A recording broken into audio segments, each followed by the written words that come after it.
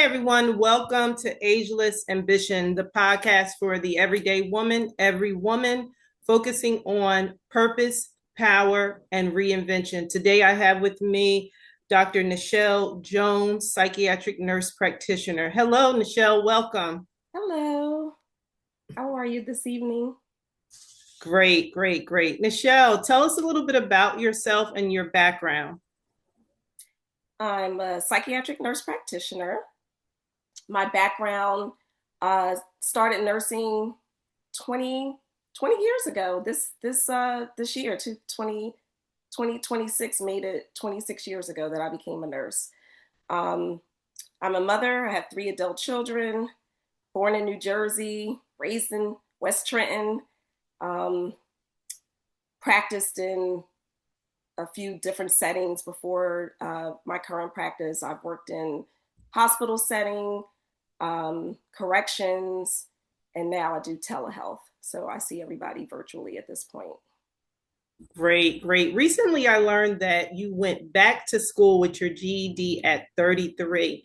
What was going on in your life at 33 that made you or pushed you into that decision to go back to school? I was working for a law firm and there was a layoff. And that was the first time in my life that I've ever had a layoff. Mm-hmm. And the law firm was in Princeton. So right after I was laid off, a few days later, another law firm hired me. And then within a few months, they had an issue with layoffs. And Okay. so I had always wanted to go to nursing school since 1993 was the first time I looked into it. And Mm-hmm. I didn't do it at the time. I had uh, a 2 year old. My son was two. My middle son was two. And I decided that it just wasn't a good time for me to go. And then life happens. And it wasn't until 2003 with that second issue with the layoff. And I happened to be the second to the last person that was hired. So I went Oh, to them and wow. said, let me go and let the last person, the woman who got hired after me, she can stay and just let me be laid off because I actually want to go back to school. I sat down with them and explained that I want to go to nursing school. And so they laid me off. And I decided to be an LPN is what I decided to do. Mm-hmm. That was the decision that I had come up with because I figured I had 6 months. And then if you are in school, you got an additional 6 months of unemployment. So it was I think it was called Workforce in Trenton that I went to. That Yes. was like where they helped you with, signing up for schools and things like that. And I'll never forget, I wish I knew who this man was so I can thank him, but he said to me, "You don't want to be an LPN." And I was like, "Why not?" He said, "They need RNs. They don't really need LPNs. You want to go to school for an RN." And I That's was true. and I was like, "Well, how long is that going to take?" And he said, 3 years. I was like, 3 years compared to one. I was like, that's way too long. And he was like, listen, it'll be that's the path that you should take. And he was like, it's a way that you can do it. The hospitals reimburse you, like they'll pay for your schooling. And he told me all these different things that I could do. And then I Mm-hmm. looked into it and that's what I decided to do. And you decided to go the RN route. I decided to go to RN route. Yep. Amen to that. So, what was some of the things that you wrestled with prior to going into school? Because you went back to school at 33, you were already a mother, you already had careers prior to school. What is some of the things that you wrestled with? Uh, this the whole environment. I hadn't sat in a classroom since 1987. So here it was 2003, and they were expecting me to take algebra and, you know, microbiology. So just being in a setting where I had to sit there with students that were in their 20s or literally 18. Some people had just graduated from high school and they were in a class at Mercer County with me. So adjusting to that setting after not being in school for that long was definitely an adjustment. And my daughter was 17 months at the time. So she was at an impressionable age where she still needed a lot of attention. But the fact that I was able to be on unemployment, I was able to be home a lot with her. And I kind of, I think that being at that age, I was more motivated than if I had went back to school right out of high school. I was definitely motivated to do my schoolwork, to study. And then after the first semester, I realized that it was an environment that I thrived in. So within that first semester, I realized that I was able to pick up the information very quickly. I was able to Mm-hmm. comprehend, and taking tests were like not a problem. Like everything came fairly easy for me. So I love the environment. If I could be a full-time student and just get paid for it, I would do it, but it doesn't work Right. that way. Right. And just to be transparent, because this is all about being transparent, I was in nursing school. I was in nursing school at 27. At 27, I failed out of nursing school 3 months prior to graduation. And that was a pivotal point in my life because I thought that I could have everything. And of course, something was going to be sacrificed. And it was my education because of the decisions that I was making at 27 years old. And it took me some time to go back to school. And at 32, 33, I was sitting with First Lady, and she said, maybe God wants you to do something else.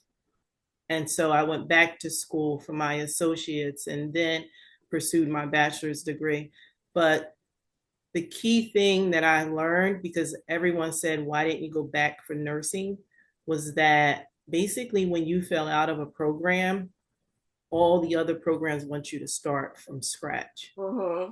Mm-hmm. They won't accept you. And I had to watch my friends at the time and the people who I was in class with go across that stage. And we were at Mercer County College, and I had to go to their pinning ceremony because I still had to support them. Right. And it was a pivotal point. So when I hear that you went back to school at 33 years old, it just resonates with me, letting me know and letting hopefully the audience know that you can go back to school after life has hit you or life challenges or decisions that you've made. For sure. And it was once Mercer County was done and we were actually in the nursing program, there was all ages. You know, Mm-hmm. I wasn't the oldest, so there were some people in their 40s that went back, and there was, of course, younger people, but it was all different age spans and second careers. People were coming who were teachers who, um, had previous, careers that they decided that they wanted to do nursing. But it's a brutal program. So, Yes, it is. the way that we started, it would be, I think it was 60. It was a 2-year program at Capitol Health. There was one huge room with Yep. 60 people in it. And then the second year was like a super small room that probably held 20 something people because they anticipated that everybody wasn't going to be able to make it to the next level, but it is very brutal. So I saw Yep. a number of people who I was very close with, decide either for themselves that this wasn't for them at this particular time, or they, came back, or they just decided that, they were just going to try something different. Yes. And I think another challenge for me, because I was at Capitol Health, and I remember a teacher, she literally broke the eraser off of my pencil because she was like, every answer, you're changing the answers to the wrong answer. It's like you're erasing. And back then, I think they had the Scantrons, and Mm-hmm. and Mm-hmm. she was like, "Stop erasing," And I think I learned a lesson through that. Just go with your first choice, your first gut Exactly. instinct. Exactly. Usually your Yeah. first gut, your gut feeling is usually the right one. And when you start Right. second guessing yourself and going back and making changes, sometimes it happens occasionally that you think of something like, oh, wait a minute, and you realize that the answer was wrong. That's different. But if you're just Right. having second guesses, then it usually is not a good idea. And Right. Capital was a Right. little more brutal than some of the other programs because their cutoff was 80. You had to be 80 and above. Yes. Whereas Yes. like at Mercer County, it was 75. So Yes. somebody could be at 79, which would be passing somewhere else, but with them, you weren't allowed to pass. You weren't allowed to go forward. So I Yes. felt like their program was a little more brutal than some other places. And I fell out with a 77. See what I mean? That's what I. And so I went to them and I was like, is there any way? But then I had to understand that a 77 is not just 3 points. They were like, it's more like 30 points. So because we could talk all day about the past and things that you wish you would have done differently. Okay. So, what is some of the biggest challenges that you had to navigate through with motherhood? Were you working at the time when you were in school? Um, in the first 6 months, I think Okay. ran out. Once unemployment ran out, so that first year I had a Okay. grade. I was just like school, parenting, things like that. It was pretty easy. The first year I couldn't complain. Then second and third year, I decided to work at the hospital. I took a Hmm. job because I figured if I was going to be in that setting, that's where I actually met you when I was working as a unit secretary. Um, Okay. yeah, I worked as a unit secretary in telemetry, and then I worked as a unit secretary in the NICU. I do Um, remember the telemetry floor. Okay. mhm. Because I Okay. was like, I wanted to have some kind of medical terms. I mean, I was coming completely green, no medical terminology, no nothing. So I wanted to have some exposure to the hospital setting while I was in school. And I think it was helpful because once I graduated, I knew the program, I knew the computer system, I knew everything. So it was an easy transition to work there. Okay. And so before we pivot into the career choice, what is some of the lessons that you learned as a student that you can pass on to older adults who are thinking about going back to school? It's never too late. That's the main thing. Because time is going to go by anyway. Whether we just sit and do nothing, or we take that time to actually pursue something that's going to benefit us. I remember my brother and I are very, very close. We're 15 months Hmm. apart. And Hmm. when I decided to go back, I was trying to get him to go back with me. And all he could see was 3 years. He was like, 3 years? That's way too long. No way could I try to go somewhere do something for 3 years. And when the 3 years was over, he looked at me and said, I can't believe those 3 years. Right, Like, right. he was like, those 3 years went by like that. Yeah. And here it was, I'm graduating, and you could have been with me. We could have been doing this together. So it's the time is going to go by, whether you participate in something, whether it's training, whether it's education, it's going to go by. So don't look at the length of time. Don't look at your age. It's something that can be done. Most things you can still do. Perfect. So you are currently working as a nurse practitioner in psychiatric. What made you choose mental health? Um, it by chance, honestly. Anybody who is in nursing or friends with nurses, we always had multiple gigs. Like if you worked in a hospital, you had a side gig. Like that's just the way Hmm. most people, that's just how it was. So I just happened to pick up a side gig at a psychiatric facility as a per diem nurse. And when I worked there, I was like, wow, I actually like this. Hmm. In the program, when you're in a nursing program and you spend time at different settings, when you go to the psych floor and you go there to do your clinicals, it's always looked at as scary. You have patients and you see them behave in a certain way, and the students are just sitting there all scared, and we don't really want to interact with them. So having that exposure, you're not just going to naturally want to go into psych. But then once Right. I worked in the facility and I was able to spend more in-depth time with patients and get the understanding of why they are behaving the way they're behaving, why these things happen, how the brain impacts their behavior the same way that any other organ in our body has some type of deficit that we can be born with. It can happen with the brain.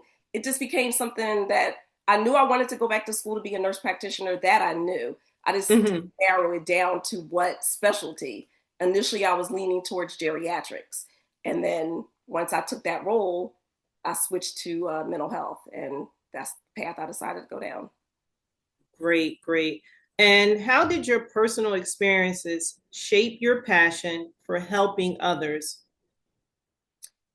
Um, when you do go back to school or you go into a second career as a more mature person, you come into it with life experiences that someone that's coming right out of college at 21, they don't have. Mm-hmm. So by the time I started practicing or going back to school to become a mental health nurse practitioner, at that point I was 41.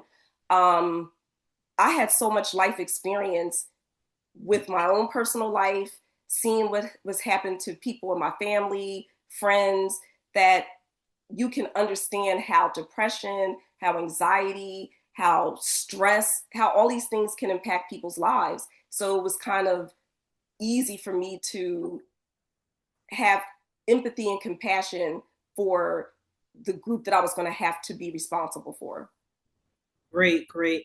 And how did education overall reshape you and redefine you inwardly? I think it made me more responsible Mm-hmm. because I'm the type of person, anybody who knows me personally, I'm a procrastinator. I wait to the last minute for most things. And so when you start having deadlines and you're kind of forced to do things, for me, Mm-hmm. it was a positive thing. It was something positive that I had to do these things. Like this assignment is due, this report is due, like this research paper is due, and you have to do it. It kind of like motivated me. So it kind of gave me some motivation, um, things that I needed to improve with just personal growth. Amen to that. And let's pivot now to mental health and let's focus in on mental health and the challenges that everyday women are facing currently. And so, what are some of the common struggles that you see women facing today? Um, the first thing is that the stigma in mental health has improved. I can say that even since I've been practicing, I've literally been actually practicing for 10 years, from 2013 till 13 years. So 13 years I've been practicing. So Mm-hmm. even 13 years ago, I see the shift in the way that mental health is viewed. And it's mainly from the younger generation. So Okay. my generation, Gen X, we still kind of grew up with, you kind of keep your feelings to yourself, especially Yep. with men. You keep your feelings to yourself, or to be strong. Um, being able to handle things is a sign of strength. That's where we were. That's the way we were taught. Whereas Mm-hmm. the younger generation, the millennials and the Gen Z, they openly talk about their issues. So my younger patients, they talk about therapy. They talk about the meds they're on with each other. So there's not this stigma that's associated with mental health. They openly discuss their treatment, and that is kind of trickling down to everybody else as well. So I'm noticing that the stigma isn't there as much. But that stigma is the first thing that keeps a person from seeking the help that they need. They think Right. that they have to be strong and that they have to be able to just handle it on their own, and not realizing that there's resources available that can make it easier for them. So that's what I see with a lot of women. By the time they do come to me, it's because something significant has occurred, where their job is basically saying you need to take a leave of absence and get this situation under control, or they end up being hospitalized, and then after they're released from the hospital, then they're coming to get continued care. But a lot of times it's when things have reached the breaking point that they're coming to me, instead of coming to me in the very beginning when it's not that severe and it can be well managed. Right, right. And let's go back to where you talked about if women would come to you prior. So, what shows up for the everyday woman that she can recognize within that may be going on that should suggest that she seek counseling or just seek mental health or just learn more about it? Um, okay, so depression, I'm gonna start with depression. Mm-hmm. It's normal to be depressed in certain situations. So if you get laid off from your job, it's normal to feel depressed, for a little bit. Um, if someone, if you're in a serious relationship and your partner says, I want a divorce, it's normal to be depressed about that. There's certain things that just normal things. You find out a close friend or a loved one passed away, it's normal to be depressed. So Right. we have these situational depressive instances where it's normal. Everybody is going to have some period in their life where they feel sad or down about something negative that has occurred. What is not normal is for you to wake up a lot of days and not want to even get out of bed to go to work, not want to get up and take care of your day-to-day responsibilities because you just feel weighed down. You just feel Hmm. low in your mood. And there's nothing in particular that's actually happened to make you feel that way. That's just how you're feeling on a day-to-day basis. That is not normal. For you to feel depressed and to uh, have feelings of no desire to do things that you normally like to do. So if you normally like, going out with your friends for brunch, and you normally like going to book clubs, and all of a sudden you just don't want to do anything. You don't want to talk on the phone with your friends. You don't want to spend time, and you're just kind of isolating in your home. These are all signs that there's something going on that is not Okay. the norm. Okay. And what about anxiety? Because I hear a lot of people talk about depression, but then also I hear, especially with the younger generation, they are saying, I have anxiety, I have anxiety. Mm-hmm. What are Anxiety some of the is very symptoms common. that are going to show up for the woman so that she can recognize, like, wait a minute, this is something that I need to seek help with? Okay. So when it comes to anxiety, again, there's normal anxiety that you wouldn't worry about. Um, Hmm. if you have a job interview scheduled for tomorrow, you may be a little anxious about that. Right. You may be going to bed with a little jitters going, oh, I wonder how this interview is going to go. I hope I don't mess it up. And, or if anything that could be positive or negative. If your boss is calling you in the office and you did something that was kind of like, messed up an assignment, you might have some anxiety knowing that you get in that call to say, I got to meet with the boss. Those are normal things to be anxious over. You got to test. Got to test. I used to be anxious every Friday, every fourth Friday when we had to take them tests. I would be, Right. but it's like it was a good anxiety that kept me going. But where you start going down the path when it's not good is when your days are filled with this constant worry. You're worrying about what is going to happen. What if this Mm. happens? What if that happens?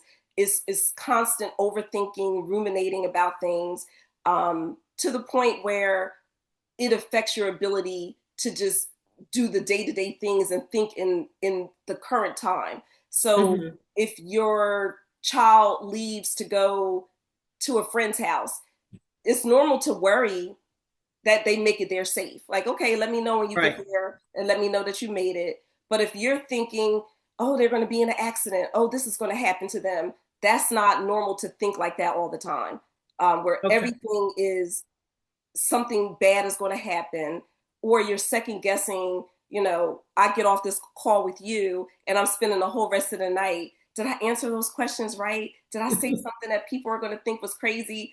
Those are not, if you're thinking like that all the time and Hmm. it's constantly taking over where your brain is just going nonstop and that's all you do, to the point where you're not sleeping, it affects your appetite, and sometimes it ends up leading to people having panic attacks. So the anxiety, the increased worry, the increased anxiety will cause people to sometimes have panic attacks. And that in itself is a whole nother disorder that becomes problematic.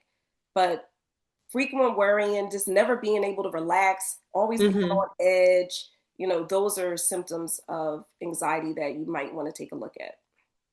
Right. Thank you for that. And so, next, why do you feel like so many women are adopting? Well, I would say it may be the Gen X, where they have to be like this superwoman. It's like when you were saying earlier, how they feel like certain things are a sign of strength, or just taking on so much is a sign of strength, and not recognizing that they need boundaries, they need that moment where when they need to relax. I think part of it is just life history being passed down, and Hmm. embracing what we were brought up with, and having to break free from that mindset that you need to be able to handle abuse, handle other people's problems and be okay with handling that.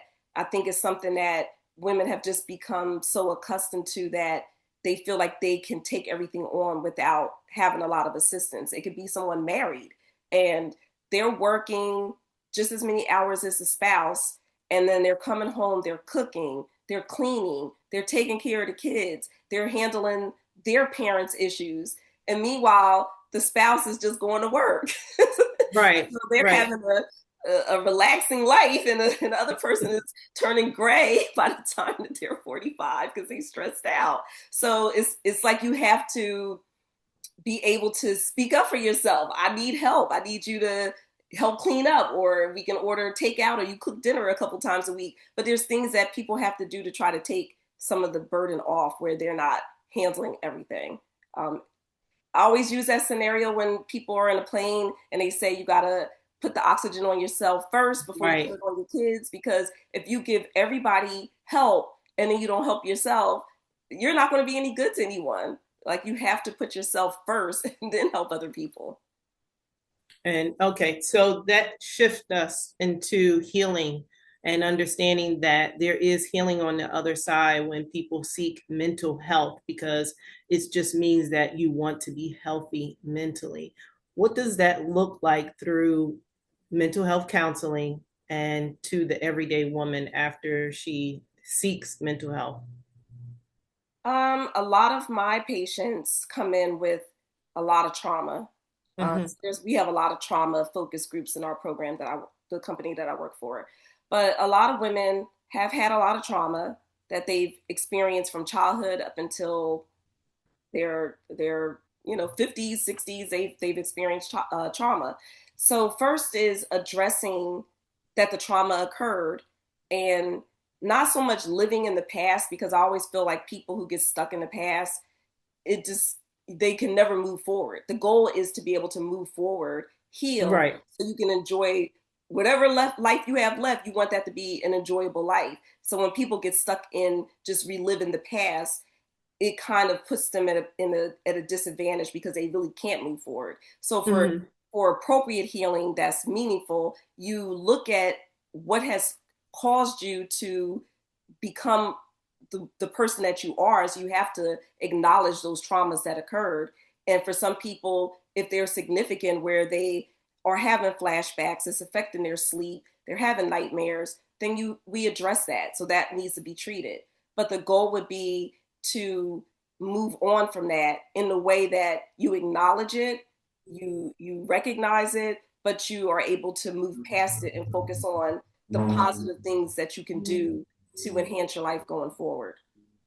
I always hear people talk about mental health and saying that you should take the medicine if it's needed, but then also seek counseling. Can you talk a little bit about how that combination makes a stronger outcome, a better outcome? I can. So for mental health, you have medication, Hmm.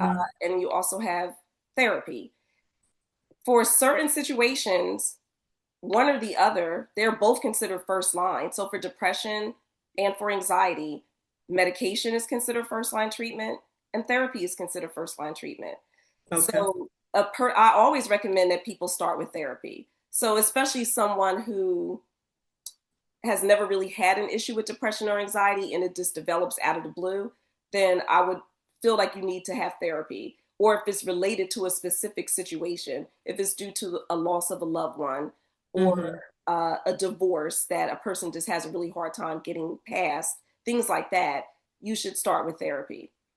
But there are situations, the same way that genetically we inherit things from down our family line. There's depression, anxiety, bipolar, schizophrenia, schizoaffective disorder. Some of these things are just inherited. So if children sometimes start showing anxiety by the time they're 5, Oh, um, wow. when I treated kids, anxiety was the primary disorder that I treated. I would have thought it would have been ADHD, but no, it was actually anxiety.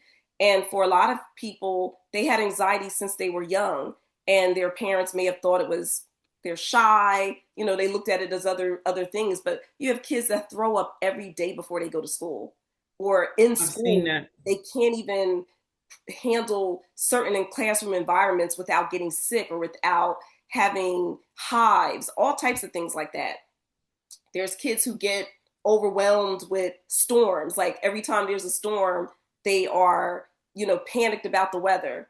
And we Hmm. start seeing young kids that when the parents go out, no 9-year-old should be worried about their parents being in an accident and not making it home, Right. or that the windows should be locked so nobody breaks in. When you have kids thinking about those type of things, that's an indication that there's some anxiety going on, because it's not Okay. a normal thing for them to be thinking about at that age.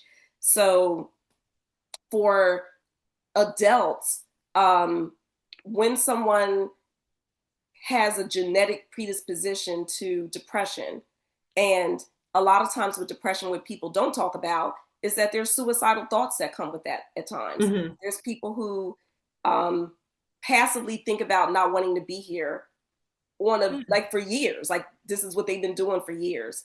Hmm. And when they have therapy, that may help, but it may not take away all the symptoms. Same thing with anxiety. If a person's having panic attacks or they're anxious every day, therapy may help them have better coping mechanisms and recognize triggers that may reduce some of the symptoms. But Hmm. if they're just clinically anxious or clinically depressed, a lot of times that medication is also going to be needed.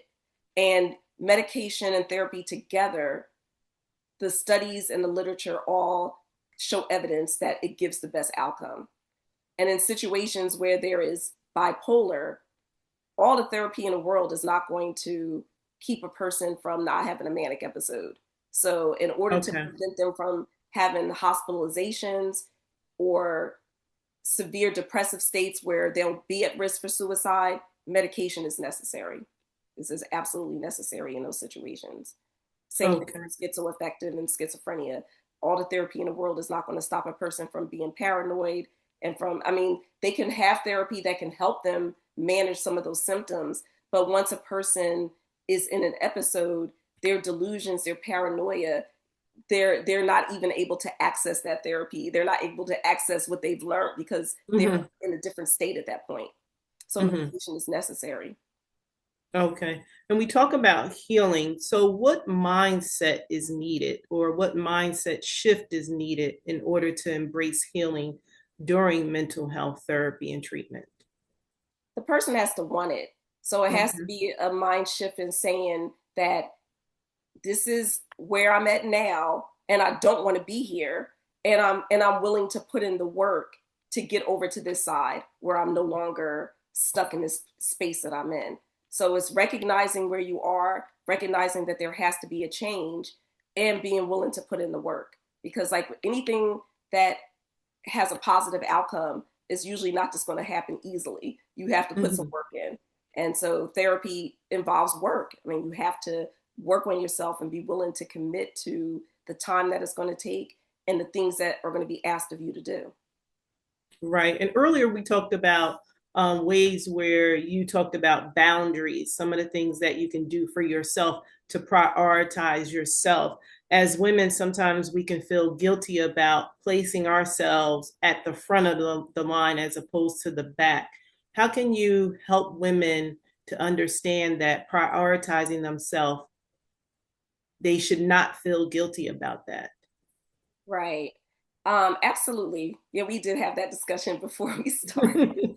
Um, I always look at it as, I don't know if you've heard this when you were growing, like when you were first in the workforce, they would always say, pay yourself first. So Yes. trying to like make sure that you have a retirement plan, that you have a emergency savings, that you're prepared in case of any type of negative outcome. Pay yourself Hmm. first. So treat yourself like a bill and you give yourself money. It's the same way when it comes to our health, our mental health. We have to take care of ourselves first, because if we don't, we're not going to be any good for other people. And we deserve it. I mean, at the end of the day, the things that we do for other people, mothers, people, our sisters, wives, friends, parents, we put out all this support and love to other people. So you have to give it back to yourself. You have to find things, and even if it's just an hour or two a week, if some people are like, I just don't have time. I don't have time to go, to the Mm-hmm. gym every day.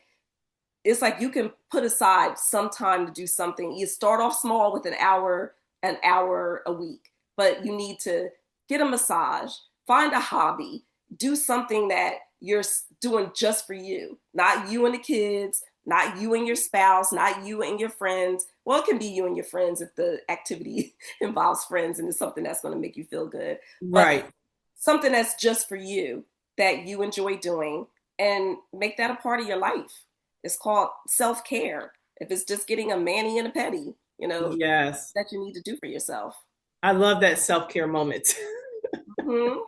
So, what does purpose look like for you today, Nichelle? I know we talked about your journey at 33, a mother, and just navigating life and your success. What does purpose look like for you currently, 2026? It's, for me, my purpose is primarily um, making the best out of this life that I have left. As I'm turning 56 this summer, I have more years behind me than I have in front of me. So the goal is to make the best of it, to enjoy it to the fullest, in my career, in my personal life, in my relationships, and even in my hobbies. We discuss. I do pole. I enjoy it. That's my feeling of freedom when I go into the studio and I can just, be strong, be daring, and do all the crazy things on the pole. Is amazing for me. And it's therapy for me. It's a great feeling. So I feel like everybody should have something that they really enjoy doing. And for me, helping other people, just being the best I can be going forward is what my purpose is. Yes, I've watched you do your pole activities from beginning to now, and you can see the strength. And I'm glad that you said that that's something that brings you joy because I I wasn't sure what was behind it, but I'm glad to see that it's something that brings you joy, and you're telling women find something that brings you joy. And you also checking me because you said you can get in the gym for an hour. You can start off small. The gym is hard, which is why I did pole. I've never been able to be consistent with the gym. The gym would take my membership for 2 years. They would never see me because I'm always going to go. You're always going to go, so you don't cancel it. So they got me good Yes, for a long time. But yes, find something that you're going to actually enjoy doing. And see, I enjoy what I do, so I don't have a problem with showing up. yes. I'm going to take one of those strength classes that they have. I am. You're And going you to see and my you name sign be up. happy when you start building strength and you see that you're able to do something that you couldn't do a month ago. It just gives you a lot of confidence, and Right. it's challenging. And say I like a challenge, so it's Hmm. challenging. Hmm. So, what advice would you give women out there who may just be sitting on their dreams of going back to school, reinventing themselves, and pursuing purpose after 30? I say take a chance. It's not too late. It's nothing is impossible as far as I'm concerned.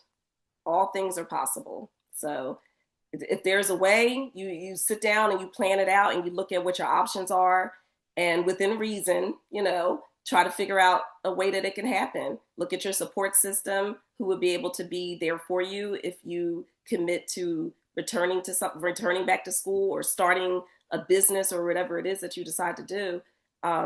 It's not too late. Amen to 80 that. year olds that go back to school. And then, last question, what advice would you give to the 33-year-old Nichelle today? I would have I would have went back for my higher education a little bit faster and not waited. I waited a little, not wait too long, but I waited longer than I should have. I should have went back a little Hmm. bit faster. Yeah. Hmm. Hmm. Because I planned on stopping. My intention was never, when I stepped foot into the program to get my RN, it was never a plan that I was going to continue to keep going. Um, Hmm. so I just wish I had the thought that way from the beginning and not just looked at it as, let me do my 3 years and be out. Right, right, right. And so, any last advice that you want to give to the women out there? um, the number one thing I want to say is love yourself. It's not a bad thing to put yourself first. It's not being selfish. Hmm. Putting your mental health, your physical health, and your well-being does wonders for everybody that's around you. So don't be afraid to put yourself first or think that it's a negative thing. And when it comes to your dreams, whether it's school, whether it's a business, whether it's a hobby, take a chance. The worst that can happen is that you're not able to do it. That's the worst that can happen. But you never know. You may be super successful with it and be so excited that you gave it a try. Amen to that. And Dr. Nichelle, where can people find you at? Well, they wouldn't be able to find me unless they were actually, because no one that knows me personally, they would not be able to be like for my company that I work for. If I know you personally, I won't be able to see you. So Hmm. it's not like I can't see people who I personally know. So I don't have a private practice. I work for an organization, and it doesn't allow us to treat our friends and family.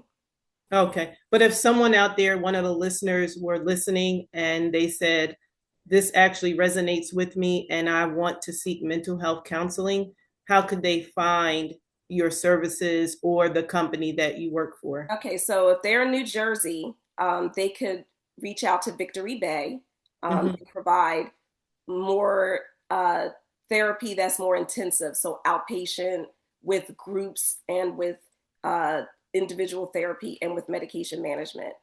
If they're in New Jersey or Pennsylvania, they can reach out to Harmony Bay, which is our sister company. And that Hmm. is someone who just wants individual therapy or just medication management or both. So Harmony Bay if you're in Pennsylvania or New Jersey, and Victory Bay if you're in New Jersey. And last, Nichelle, I just want to just thank you for coming on to Ageless Ambition, sharing your journey, sharing your reinvention phase at 33 years old, returning back to school, understanding that you do have that power within, that God did place that in you, understanding that you do have purpose, and your purpose was mental health, and sharing that with the people out there and the women out there. Thank Thank you you for for that. having me. Thank you for having me. I appreciate it. Yes. Okay.